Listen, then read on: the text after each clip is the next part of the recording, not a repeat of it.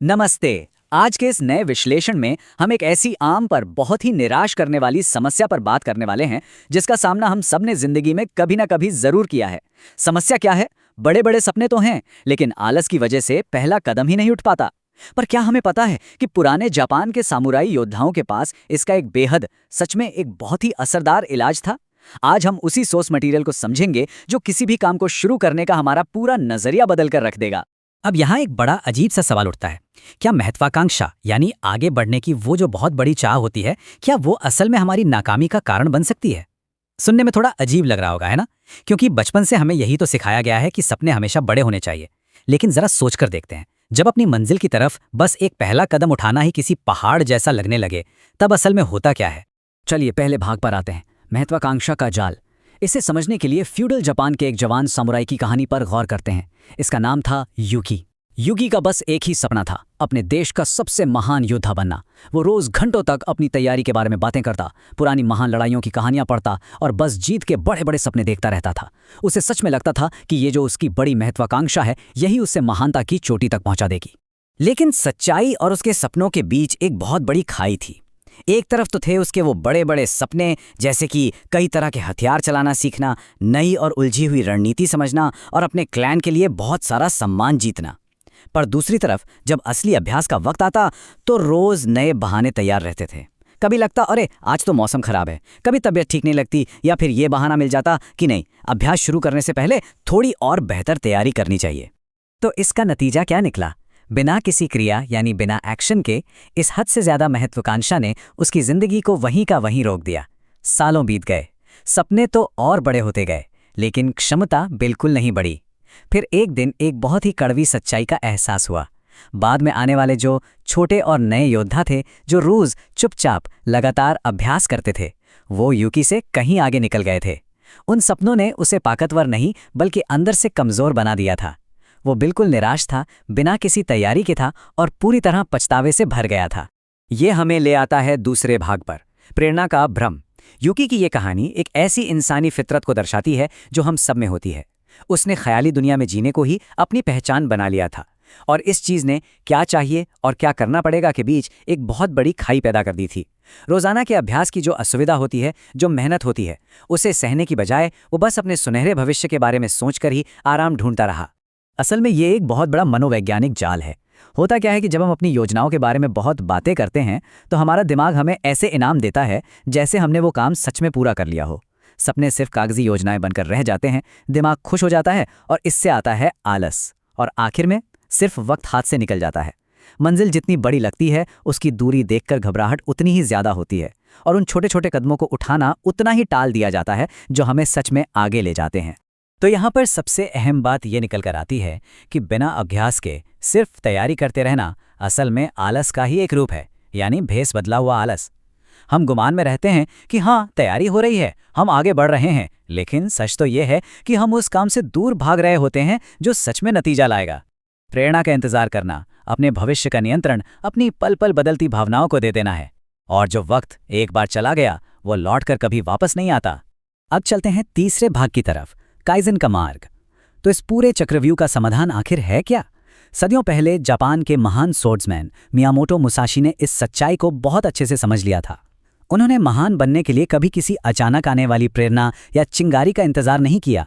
इसकी बजाय मुसाशी ने खुद को छोटे पर लगातार किए जाने वाले रोजाना के कामों के प्रति समर्पित कर दिया।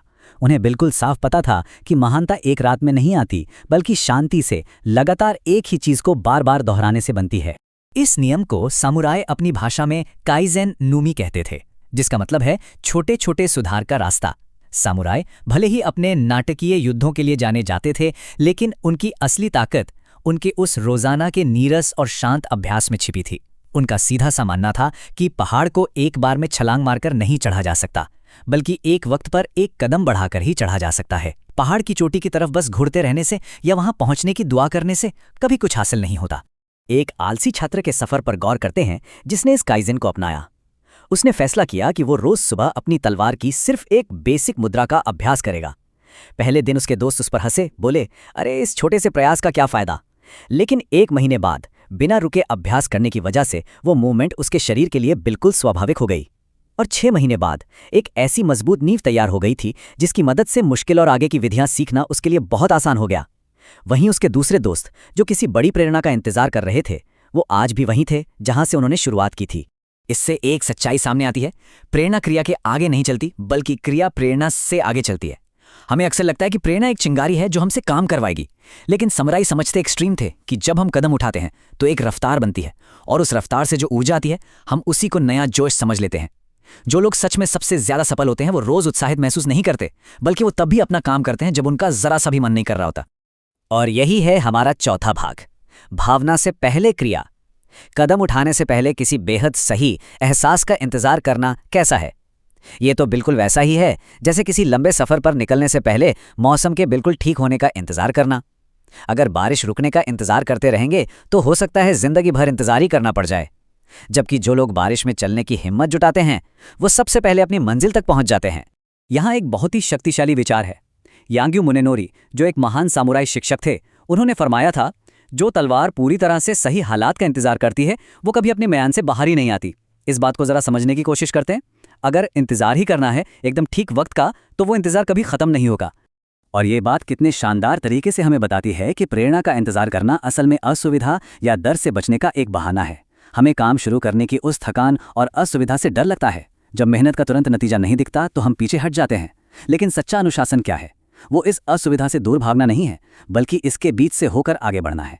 ताकत उसमें नहीं कि जब सब कुछ ठीक हो तभी काम किया जाए। असली ताकत तो उसमें है जब हालात हक में ना हो तब भी हम अपने हिस्से का काम पूरा करें। चलिए आखिरी भाग की तरफ बढ़ते हैं, वादों से मार्गदर्शन। इन सभी बातों से समझ आता है कि समुराई योद्धाओं ने आलस को बिल्कुल सीधे और गहरे तरीकों से तोड़ा था। उन्होंने आसमान से गिरने वाले किसी चमत्कार का इंतजार नहीं किया, बल्कि अपने लगातार कर्मों से अपने हालात को खुद एक नया आकार दिया। इन नियमों पर गौर करते हैं। ये आलस को जड़ से उखाड़ने का सामुराई तरीका है। पहला, छोटे रोजाना के काम शुरू करें, चाहे वो देखने में कितने भी मामूली क्यों ना लगें। दूसरा नियम, पूरी तरह से तैयार महसूस करने का इंतजार बिल्कुल ना करें, क्योंकि पूरी तरह तैयार जैसा कुछ नहीं होता, ये सिर्फ एक भ्रम है। तीसरा, हमारी भावनाएं पल पल बदलती रहती हैं, इसलिए जज्बात पर नहीं बल्कि अपनी पक्की आदतों पर भरोसा रखें। और चौथा और सबसे जरूरी, अपने तय किए गए संकल्पों पर, अपने वादों पर पूरी तरह अमल करें। एक असली योद्धा की मानसिकता बस यही होती थी, मैं अपनी भावनाओं का गुलाम नहीं बनता, मैं अपने वादों के रास्ते पर चलता हूं। उनकी सच्ची ताकत इसमें बिल्कुल नहीं थी कि आज काम करने का बड़ा मन है। असली ताकत तो इस जिद में थी कि ये काम हर हाल में किया जाएगा, चाहे अंदर से कैसा भी महसूस हो रहा हो। इस सोर्स मटेरियल के विश्लेषण को आज एक बहुत ही गहरे सवाल के साथ खत्म करेंगे। हमें खुद से ये सवाल पूछना चाहिए, आज वो कैसा छोटा सा कदम है जो हर हाल में उठाया जाएगा, बिना इस बात की परवाह किए कि उसको करने का मन है या नहीं। बिना प्रेरणा का इंतजार किए वो एक पहला छोटा कदम उठाने की ताकत ही पूरी जिंदगी बदल सकती है। इस चर्चा में साथ जुड़ने के लिए बहुत बहुत शुक्रिया। चलिए आज ही वो छोटा कदम उठाते हैं।